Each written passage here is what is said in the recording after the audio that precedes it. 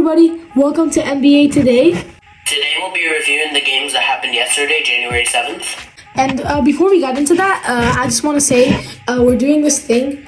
If you subscribe to the channel, we're going to put your name on the wall instead of it just being like our profile picture. And you're going to be like on the side of the wall. So subscribe if you want to be on that in the next episode. So yeah, here you go. Alright, so first let's talk about the 76ers versus the Spurs. So Embiid gets 31 points and double-double, sorry. Pretty good game for him, and they beat the Spurs 119-100. Seth Curry and Tobias Harris also had 23 points.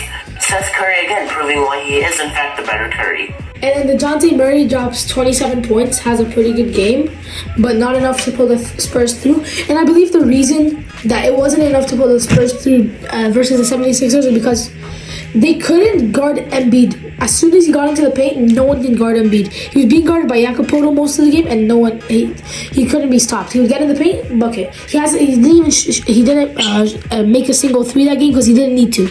All he did was just get into the paint and score, and that's really how the 76ers beat them that game. Again, another easy win for the Sixers. Yeah, they're really looking like one of the best teams in the East right now. Alright, so now we're going to talk about the Raptors versus Jazz game. So, Fred VanVleet. No, I'm talking. I'm going to cut him off because I'm the biggest Raptors fan, and I'm going to talk about this. So, Fred VanVleet had his first ever triple-double, 37 points, 10 assists, and 10 rebounds. Almost a 40-point triple-double. One of the best players in the league right now. Also, Scottie Barnes doesn't have the best game, and I feel like if he keeps up these numbers, he's not going to win Rookie of the Year, and I really want him to win Rookie of the Year. I agree with you. Alright, you can talk about the Jazz right now. Alright, the Jazz were really playing nobodies this game. They had Rudy Gobert and Donovan Mitchell off, so I guess that's why they didn't win.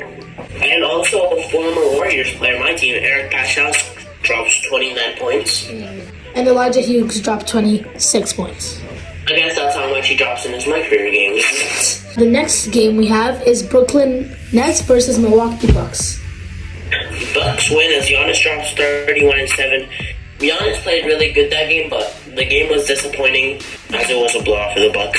The Nets really just didn't give us a show, and Harden and Durant tried their best, but their supporting cast is so bad. With the supporting cast's highest scorer was Nicholas Claxton with 14 points. The Nets really need to do better. They can't have 2 or 3 people carry them each game. And talking about supporting players, Bobby Portis had an unexpected double-double with 25 points and 12 rebounds. Yeah, for the Bucks. And Giannis had a really good game, too. That's all we really have to say about that game. And next, Bulls versus Wizards. First off, I just want to say one thing. The Bulls this season have been, in my opinion, the second best team in the league. Bulls Zach LaVine drops 27 points, has a great game, and really helps the Bulls win that game. And Vucevic with 16 points and 14 rebounds. He was grabbing every single rebound he was fighting for. I was watching the game, and most of the time he would get the rebound all the time. No one can ever contest him. He has 16 rebounds and 14 points. What a game! Yeah, and former Lakers scrub Kyle Kuzma dropped to 21. No. Yeah, he's really coming back, and he's been really active on Twitter recently and saying some stuff. Wonder why? Because the Lakers have been doing great without him. Yeah, they've been doing really good. And Bradley Beal drops 26 points. Oh yeah. But they still couldn't win. Somehow. Alright, and now we're talking about the next game is going to be Timberwolves versus Thunder. Nothing special here as the Thunder lose 135-105. They lose by 30 points. They lose by 30 points, and it was a really disappointing game, honestly. It wasn't really fun. And then we're just going to talk about the Nuggets versus Kings. Nuggets beat the Kings, and Jokic gets a near triple-double with 33 points, 10 rebounds, and 7 assists. And De'Aaron Fox gets 30 points and 7 rebounds, but not enough for them. I guess his diamond guard in 2K couldn't help him. Yeah. Jokic is really playing really well, but I don't think he's winning MVP this year. Who do you think is going to win MVP this year? You know what? I think it's going to be Steph Curry. I think it's either. Here are my top 4: Curry, Durant, Giannis, and LeBron. Yeah. Curry, Durant, Giannis, LeBron. Those are the top 4 that I think have a chance at winning MVP.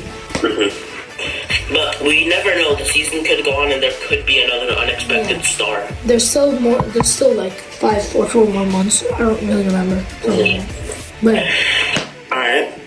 And next game is going to be Lakers versus Hawks. Lakers finally play a good game, I guess, with LeBron dropping 32 points and Malik Monk with 29 points and 4 rebounds, which is just for them to win. On the Hawks side, Trae Young gets a near triple-double with 25 points, 9 rebounds, and 14 assists. he grabbed more rebounds than John Collins in that game. Somehow, even though John Collins is supposed to be the big man. I guess Trae Young has to do everything. Yeah. Alright, and then the last game we'll talk about today is the Cavs versus Blazers. Nothing really special here. Cavs have been improving since last season, but they only really won because of Dame and CJ being out for the Blazers, so they lose to 13 because the Cavs were healthy. And yeah, that was really it. Nothing really special in that game. And yeah, that's the end of the episode. I hope everyone enjoyed it, and if you did, please subscribe and like the video. Thank you so much for watching, and see you in the next episode.